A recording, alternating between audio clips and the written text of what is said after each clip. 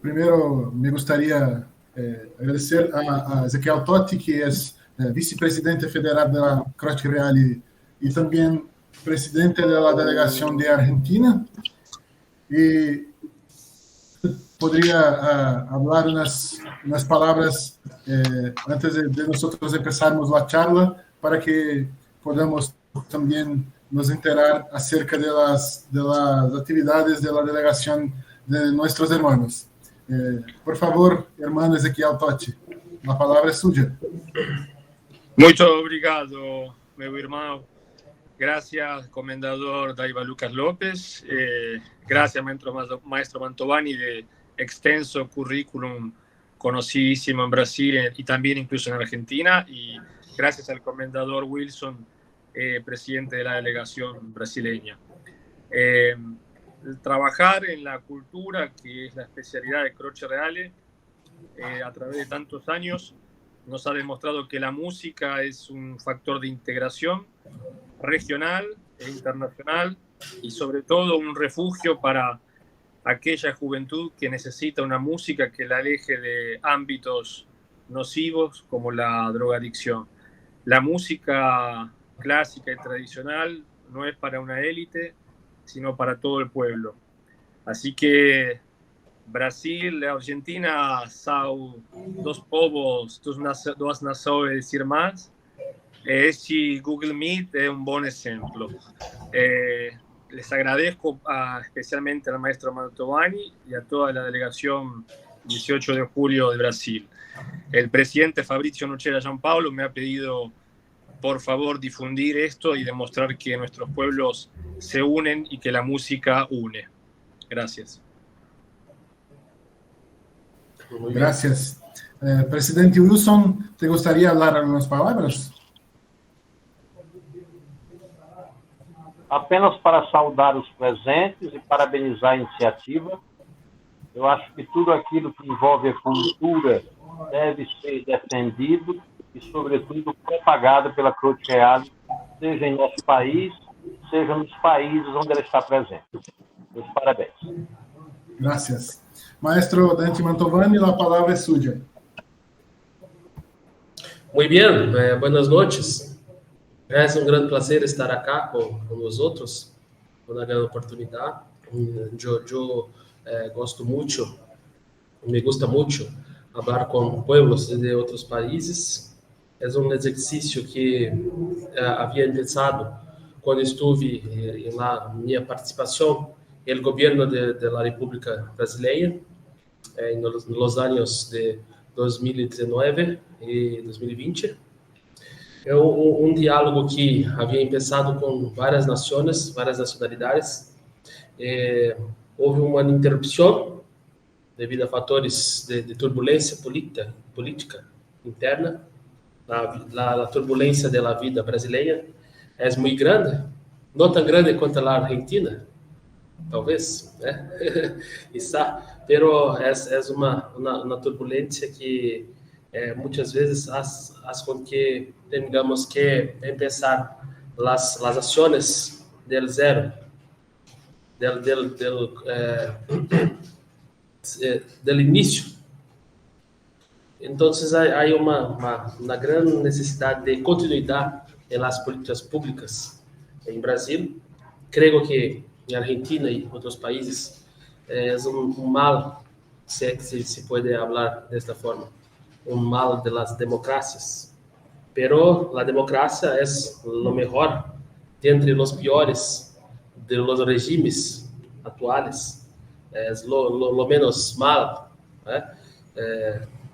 Tal vez, si tivéssemos a oportunidade de termos um regime monárquico em Brasil ou na Argentina, é o ideal, mas sabemos que a realidade está muito distante do ideal. Principalmente nos dias atuais, não tengamos muitas perspectivas, principalmente na América Latina. E creio que por fatores, muitas vezes fatores extra continentais. Porque se tengamos acá repúblicas fuertes, estados nacionales, no repúblicas, pero estados nacionales fuertes, no tengamos la necesidad de estar submetidos a las potencias extranjeras. Perceben? Se nos levantarmos como naciones fuertes, independentes, naciones que no necesitan de pedir permisión para las cosas, en especial las económicas, las políticas, las geopolíticas, entonces nós teríamos uma fuerza mucho mejor, muchas veces mayor. Entonces las potencias internacionales, las potencias globales, las potencias más organizadas, se pudermos dizer desta forma, elas organizam-se justamente para nos deixar de joelhos, sempre arroelhados. Porque, no caso de Brasil somos um grande país, um país de dimensões continentais, um país que sem sombra de dúvida, né, já exerce uma liderança, um liderazgo continental, e poderíamos exercer um liderazgo internacional. Pero não se escuta falar de uma liderança supracontinental de Brasil. Então, Brasil está sempre de joelhos. Percebem? Brasil está sempre de joelhos. Pero é uma grande curiosidade. Por que se passa assim? Por que as coisas se passam desta maneira? Temos a força geográfica, em primeira instância. A força geográfica, da nossa geografia, nossos recursos naturais, que são inesgotáveis. Temos toda sorte de desenvolvimento tecnológico, não de ponta, pero necessário para o desenvolvimento de uma forte indústria nacional, e não a desenvolvemos nunca. Sempre estamos a exportar commodities. E na Argentina se passa o mesmo, muitas vezes. Muitas vezes a exportação de commodities, da carne bovina, da soja, enfim, a economia argentina também tem uma forte participação do setor primário. Pero as grandes nações, as grandes potências internacionais estão a desenvolver-se do ponto de vista da tecnologia, porque nós outros estamos sempre atrasados, sempre atrás das grandes potências globais. É um questionamento que devemos nos fazer. E essas potências usam a influência do dinheiro, a influência monetária, para interferir na organização política interna de nossos países. Em Brasil, eu tive a oportunidade de percebi-lo na minha própria pele. Sim? Porque eu vi que a pressão era internacional, a pressão contra a minha atuação no governo, ela vinha de muitos países. Ora, pero por que se passa assim? De muitos países. Vejo, mirem isso, mirem isto. The Guardian de Londres, The Wall Street Journal de Nova York, El País da Espanha, Le Monde da França, ou na Austrália, os principais periódicos orquestraram uma verdadeira campanha de difamação contra a minha participação, contra meus projetos culturais. Por que se passou assim? Porque os projetos resultariam em uma grande autonomia cultural do Brasil, porque eu era o responsável pela elaboração da política cultural do governo brasileiro. o órgão que é presidido, a Funarte, a Fundação Nacional de Arte, é o órgão que executa, planeja, executa e difunde as políticas culturais de todo o Brasil, que é um país de dimensões continentais, como já havia falado para vocês. Então, a pressão internacional veio muito forte, muito. E eu senti que era uma necessidade de manter o país sem qualquer tipo de possibilidade de erguer-se, do ponto de vista da autonomia mental, intelectual, moral, cívica. Temos acá em Brasil, um grande problema agora na política. Temos o ex-presidente Bolsonaro, que foi derrotado nas eleições passadas por Lula, que é atual presidente.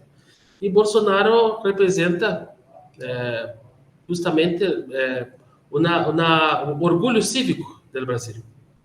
Porque tivemos 16 anos do governo petista, de Lula e Dilma, su cúmplice, no Partido dos Trabalhadores, governo de esquerda, muitas vezes de Dilma, de governo de extrema esquerda. Então, a esquerda faz uma campanha contra o civismo, contra o nacionalismo, porque os esquerdas são internacionalistas. Eles não gostam, não apreciam o nacionalismo, o civismo. E o presidente Bolsonaro foi eleito em Brasil por conta de um sentimento cívico de brasilidade, de nacionalidade, necessidade de erguer-se o orgulho de ser brasileiro. Certo? Então, agora há uma grande perseguição contra Bolsonaro em Brasil, porque Bolsonaro ainda é a representação encarnada do nacionalismo brasileiro. Por mais grandes que sejam os defeitos do ex-presidente, os problemas que ele passa agora com a justiça do Brasil, a representação de uma imagem de um Brasil firme e soberano. Esta imagem, por mais vaga e mais improvável que seja, é ainda muito combatida por essas potências, por esse conluio internacional. E os outros países da América Latina não se passa diferente. Há na vasta comprovação da intervenção de potências internacionais, incluso na existência dos cartéis de drogas na América Latina, ou seja, de dinheiro estrangeiro investido nesses cartéis, para que esses cartéis são máquinas de gerar lucros exorbitantes, ilegais, pero exorbitantes. Então, há influências para que os países não os combatam. Brasil foi considerado por muitos anos um narco-estado, assim como Colômbia já foi. Colômbia ha assumido uma postura de enfrentamento, de combate contra o tráfico internacional de entorpecentes, em especial com o ex-presidente Álvaro Uribe, que como Bolsonaro foi perseguido por os esquerdistas depois de ter deixado de ser presidente da Colômbia. Então, nós observamos este processo muito forte de uma tentativa de desestabilização de nossas políticas internas. Muito bem, o contexto é este, e eu hago agora um paralelo na comparação com o período do Império. O período do Império em Brasil, com os imperadores Dom Pedro I, Dom Pedro II, foram períodos de grande estabilidade política, grande estabilidade, continuidade das instituições, sem as rupturas da história recente do Brasil. Por contrário, é uma história de rupturas constantes, rupturas institucionais muito sérias, muito disruptivas, mudanças de regimes. Foram mais de 40 mudanças de regime no Brasil. as rupturas institucionais desde a proclamação da República. Não sei na Argentina quantas foram, mas no Brasil há uma grande descontinuidade, uma grande instabilidade política desde que a República foi proclamada, usurpada do imperador.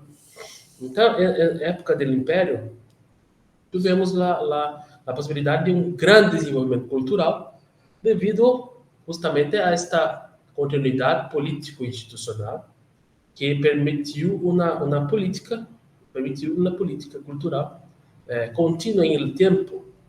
O espaço temos no Brasil, mas necessitamos que o espaço seja pulverizado no tempo. E no tempo não lo temos em uma república democrática como a atual do Brasil.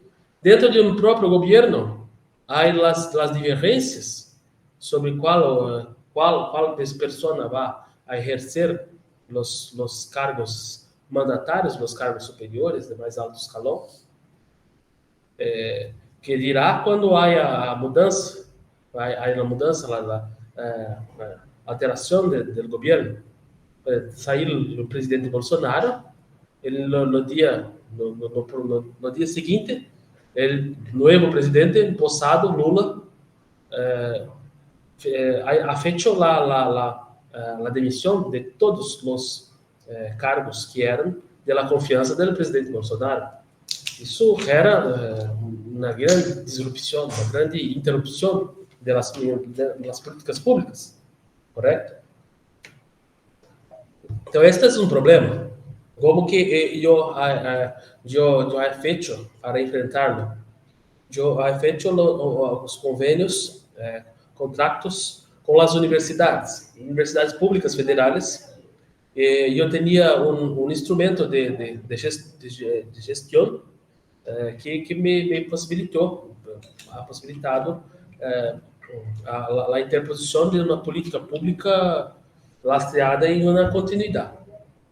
Lo he hecho um termo de execução descentralizado das políticas públicas e com isso consegui com que alguns dos programas culturais continuem ainda hoje em Brasil. Pero em outra dimensão muito reduzida, pero está ainda acontecendo. De modo que há necessidade de se pensar em uma continuidade, e esse é um raciocínio de estadista.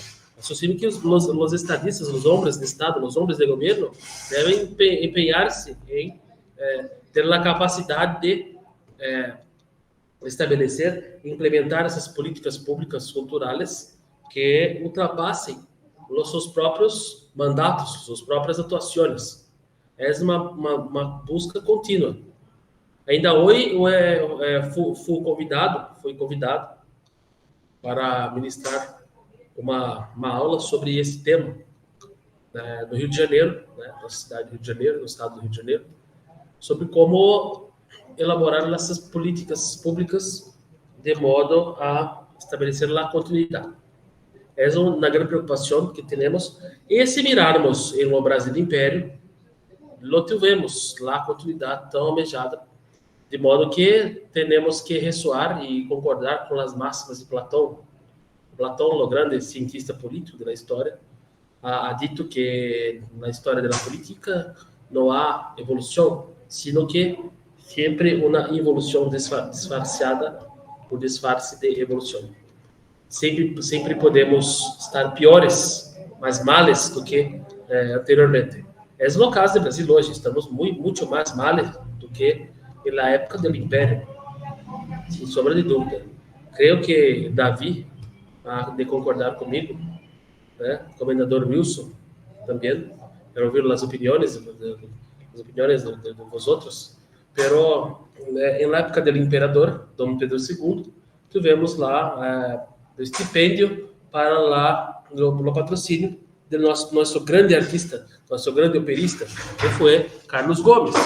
Carlos Gomes foi o maior artista do Brasil, o maior caso de sucesso de um artista de nosso país, sem sombra de dúvida, sem margem de comparação, porque ele foi fue alumno muy aplicado de Giuseppe Verdi, que fue, sin embargo, o maior compositor de ópera de todos os tempos. E foi ungido, o sucessor de Giuseppe Verdi, por lo próprio, em Itália, Inglaterra Central, digamos assim, no centro do mundo da ópera. Um sucesso retumbante de Carlos Gomes, neste cenário, afetou com que, sem sombra de dúvida, sem embargo, é o maior caso de sucesso artístico de toda a história do Brasil. Pero, o mesmo problema, quando o Carlos Gomes regressa ao Brasil, ele passa pelo mesmo problema que hoje os grandes artistas brasileiros têm que enfrentar, que é um grande descaso, um grande desprezo, uma subvalorização de seu talento, porque o Brasil é um país muito avesso ao conhecimento, muito avesso às artes e à cultura em geral. Que este problema não há em Argentina. Eu conheço a Argentina, eu estive em Argentina uma vez, há exatamente 20 anos. Estive em Buenos Aires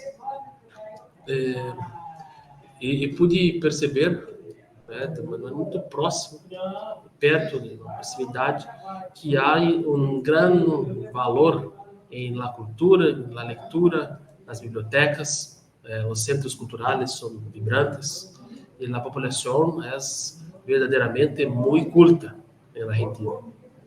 Em Brasil não temos apreço algum por la cultura, sino por la cultura que renda algum pecúnio material.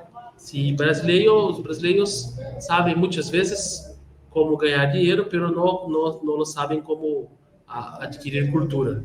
Ou porque la desprezam, ou adquirem solamente na medida que há necessidade para os fins materiais, de ganhos monetários, pecuniários. Mas é um dilema, é um grande problema que temos no Brasil. E cito agora no caso de nosso grande mestre, nosso grande professor, Olavo de Carvalho, que ha descrito este fenômeno de maneira muito excepcional e ha escrito muitos livros a este respeito, com a interpretação do pensamento da psique brasileira no que diz respeito à valorização da cultura nacional ou a subvalorização da cultura universal, que sim está inserida dentro da cultura brasileira. E o professor Olavo sempre destacou a importância histórica das grandes personalidades, dos grandes mestres da cultura brasileira, incluso Carlos Gomes, Villa-Lobos, Otto Maria Carpo, nosso grande escritor, literato, historiador da música, da literatura, Gilberto Freire, nosso grande sociólogo, Mário Ferreira dos Santos, o grande filósofo brasileiro, que ha sintetizado todos os filósofos tomistas e da tradição portuguesa ibérica com a tradição pitagórica platônica, ha sintetizado os gregos com os ibéricos escolásticos, uma grande obra multifacetada na filosofia chamada a filosofia concreta. É uma manifestação cultural genuinamente brasileira, pero que é de uma maneira absurdamente, bombasticamente desconhecida pela grande maioria da população. E não hablo apenas dos populares, das pessoas comuns, sino que também dos acadêmicos, dos literatos, dos homens ilustrados, que deveriam conhecer os grandes exemplares da cultura nacional e não o conhecem, de longe.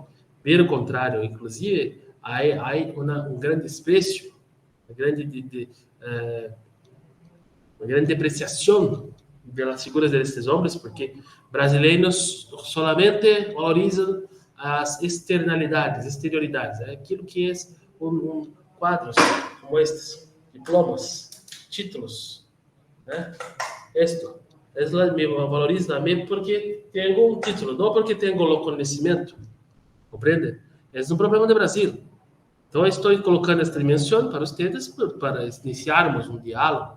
É algo que não havia na época do imperador Dom Pedro II, porque ela dava o exemplo, os círculos virtuosos da sociedade iniciavam-se lá no exemplo do imperador, que era um homem de cultura, um homem de ciência, um homem de letras. Então, todos os campos sociais teriam que seguir a mesma direção para que tivessem alguma atenção do poder central monárquico. Pero que os republicanos repudiavam esto. Os republicanos queriam unicamente, são materialistas, que unicamente o poder por el poder, sem nenhum conteúdo transcendental ou espiritual, ou que mesmo com fins civilizacionais. Essa é uma praga que temos em Brasil, que gostaria que falasse sobre a Argentina também. Mas no Brasil temos uma praga ideológica que inicia-se no século XIX, que é o positivismo de Auguste Comte, este filósofo francês da França, que ha dito que não há nada fora do que há dos números, da quantificação numérica. Se não podemos medir em números, não existe na realidade. É uma farsa existencial. Solamente aquilo que é mensurável. É mensurável que podemos considerar como verdade, verdadeiro.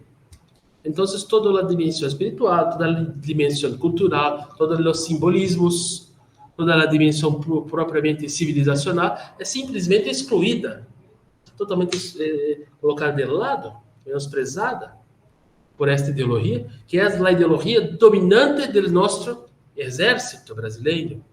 Nosso exército tem muitas glórias, muitas vitórias, guerras, enfim, pero essa praga ideológica do positivismo, que é uma ideologia extremamente desatualizada e equivocada do século XIX, que mantém-se em vigor ainda no Brasil do século XXI. Então, esse grande desafio. Nós outros temos que encontrar estratégias e possibilidades de ação que nos possibilitem corrigir estes males, para que o Brasil tenha um futuro, uma esperança de um futuro, de um objetivo civilizacional. Porque os sucessivos governos brasileiros não têm nem uma clara ideia de onde queremos chegar enquanto uma nação. Eu tenho, e por no conhecimento, vê-se que há alguns escritores do século XIX que propuseram grandes coisas para o Brasil, e que no século XX tudo foi desprezado, foi deixado de lado, e hoje o Brasil continua sem nenhuma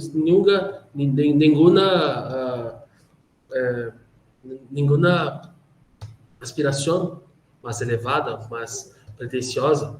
Essa é uma coisa ridícula, uma coisa risível.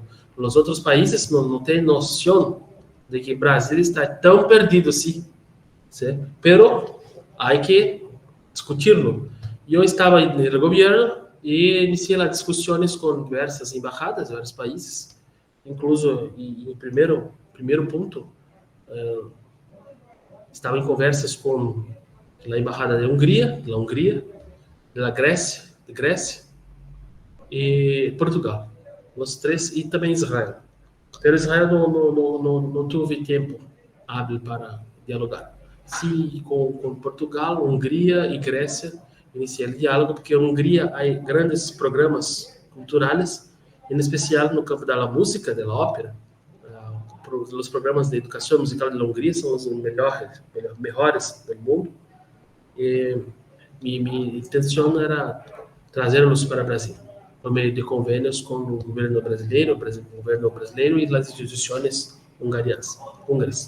E também quase consegui estabelecer um convênio com a Universidade de Atenas para o ensino do teatro, das raízes do teatro grego, também nas universidades brasileiras.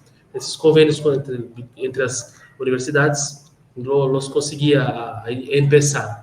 Pero meus sucessores jogaram tudo no lixo. Então, estas minhas observações, né, que a continuidade, a estabilidade do regime político, mesmo que não fosse algo como a monarquia brasileira, que a monarquia deu bons frutos que são casos de sucesso, case of success. Então, nós teremos os exemplos que deram certo na história. Temos que aprender com eles. Sim, não podemos estar sempre a reinventar a roda. Temos que ter partir de nossas ações de elementos já testados, já consolidados, que tenham funcionado muito bem na história. Esse é o caso de sucesso de Carlos Gomes, o caso máximo de sucesso de uma política cultural do imperador Dom Pedro II, que culminou na existência de nosso maior artista de todos os tempos.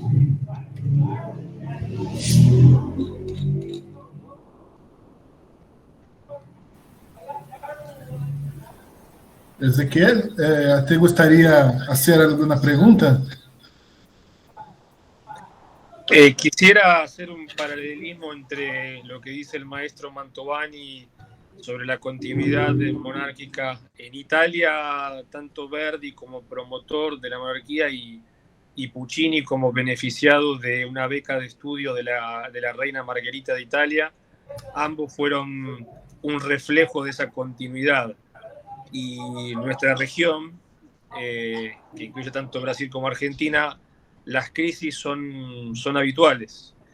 No hubiese sucedido si Brasil hubiese permanecido como imperio y Argentina no hubiese adoptado el modo republicano. Pero bueno, en Argentina es impensable una monarquía, en Brasil sí es posible.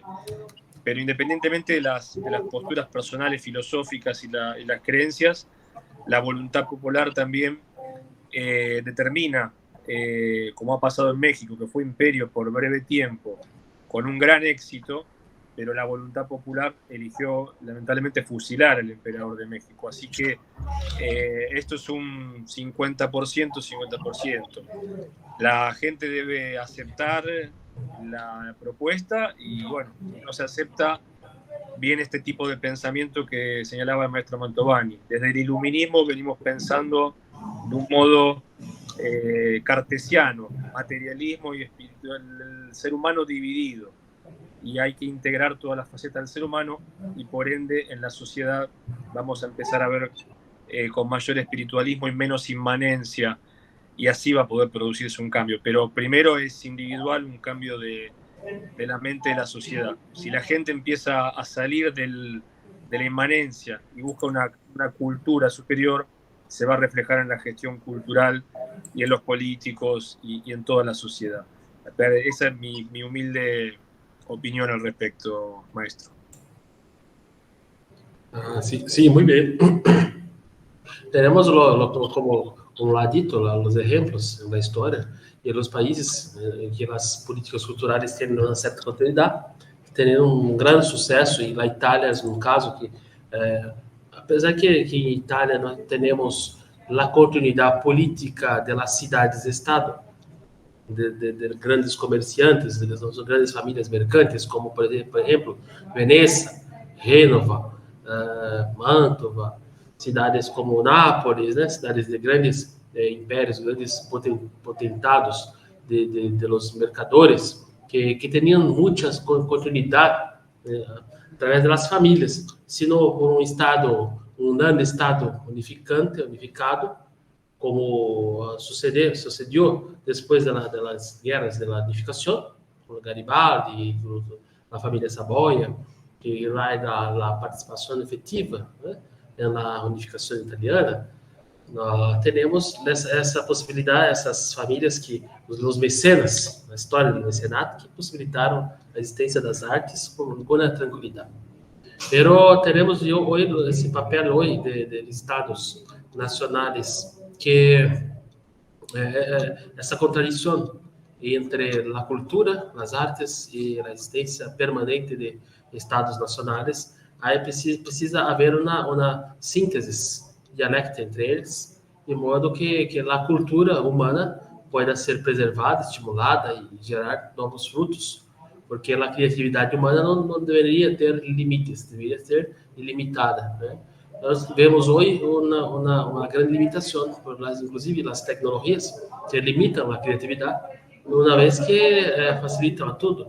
Então, a criatividade ela fica extremamente limitada porque não há políticas pensadas para o estímulo. Então, o Estado tem um papel muito importante, como sempre tivera, e eu creio que a cultura não deve autorregular-se com uma força destacada da sociedade, como dizem os liberais, e que tudo é mercado, tudo é livre mercado. As artes não devem ser livre mercado. As artes têm um papel fulcral, um papel central da existência da civilização humana. Muitos países, muitas culturas conhecidas por conta de seus artistas. Então, as artes são elementos da história, da cultura, da identidade dos povos. E, lo digo, também são elementos da segurança das nações. Porque um povo sem uma identidade é um povo sem segurança. Não há segurança. Compreende? É necessário haver essa segurança espiritual nos povos, nas nações. Isso se dá através da cultura e das artes.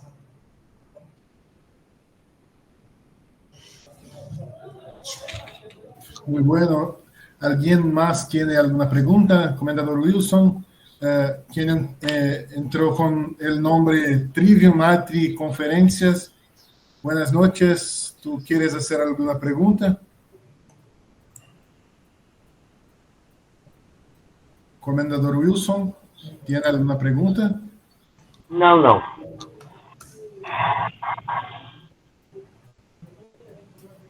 Bien, Dante, entonces tú puedes hacer las consideraciones finales para que nosotros podamos encerrar nuestra charla.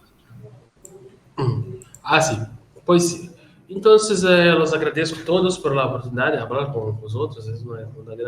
É uma grande honra, um grande honor falar com vocês. Eu tive uma participação, um período de minha vida de estudos, que foi na Espanha. Estudei com muitos amigos, grandes colegas, grandes amigos que nós temos até hoje, do mundo hispânico, da Argentina, de Paraguai, de Colômbia, de Venezuela, de México, de El Salvador, enfim, de Espanha, de los países de lusófonos também, como Gana, como Cabo Verde, Moçambique. Ele ha estudado na Espanha e Portugal. Então, eu tenho muitas afinidades com os nossos povos hermanos ibéricos de origem portuguesa ou espanhola. E a América Latina é um grande sonho meu que é a integração de nossos povos, uma integração cultural, integração, sim, sem dúvida, também econômica, mas em um primeiro momento, a integração cultural de nossos povos é um grande sonho que ha começado, incluso, ha iniciado um programa de rádio. Não sei se Davi se recorda, o nome era Conexão Ibérica. ¿Te recuerdas, Davi? Era um programa que hacía... No me recuerdo. Me recuerdo de la época de Nota Latina. Pero... Sim, Nota Latina era um programa de rádio também, pero com ênfase em política dos países latino-americanos. E não era eu que lo apresentava. Eu apresentava um programa chamado Conexão Ibérica. Eu falava com amigos em Portugal, amigos em Espanha, amigos em todos os nossos países. Pero eu tive que abandoná-lo por razões de que aquele ano tornei-me papá por a primeira vez e muitos projetos nos interrompi. Pero é um grande sonho, a integração de nossos pueblos ibéricos. E estou feliz de ter conversado com vocês hoje. E quando quiserem, estou à vossa disposição. Ezequiel, las tuyas últimas consideraciones, por favor. Bueno, agradecer ante todo la presencia de los convidados y el maestro Mantovani. Quiero falar portugués muy poco, infelizmente, pero hubiese querido hacerlo, pero no es bueno mi portugués. Pero agradecerles a todos y unirnos en este esfuerzo a través de la cultura. Apoyarnos mutuamente. Cuando se logren apoyar a los gestores culturales adecuados y la defensa de la identidad nacional a través de la música, el resto avanza solo. Y nuestra tarea es esa, apoyar a los gestores culturales y a los artistas de currículum extenso que defienden con amor a la identidad nacional musical. Así que agradecerles y bueno, Croce Reale tiene esta misión. Ojalá que podamos seguir trabajando y lograrla. Y gracias, comendador, por permitirme decir estas palabras. Gracias. Entonces, nosotros llegamos al final de esta charla acerca de las políticas culturales de Brasil, de Argentina. Y gracias al maestro Dante Mantovani, comendador Wilson, Ezequiel Totti de la Croce Reale Argentina. Y nosotros nos hablaremos más otra vez, si Dios permitir. Gracias y buenas noches. Gracias, amigos. Un fuerte abrazo a todos. Buenas.